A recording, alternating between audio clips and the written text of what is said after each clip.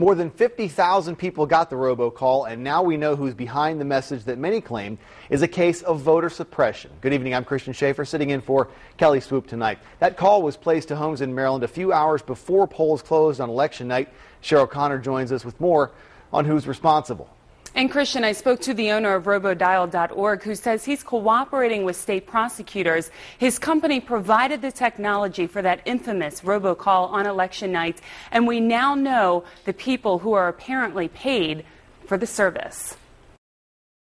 I'm calling to let everyone know that Governor O'Malley and President Obama have been successful.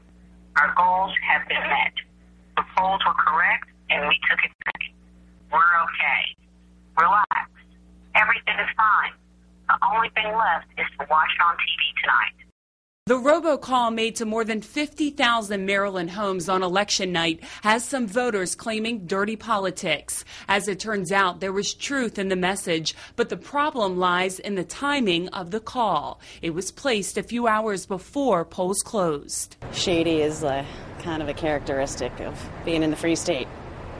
You know, they're always trying to sway that vote.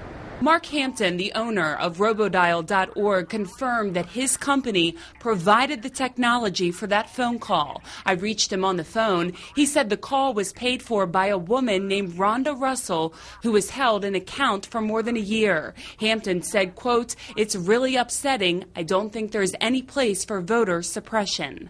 I really believe the best in people who represent us, Republicans and Democrats. And it would shock me that it had ever been endorsed or planned by either party. A spokesman for former Governor Bob Ehrlich would not comment, but here's the track that we know. Russell works for this man, Julius Henson, who runs a company called Universal Elections based in Baltimore. Henson is a political operative who worked for Ehrlich on his campaign.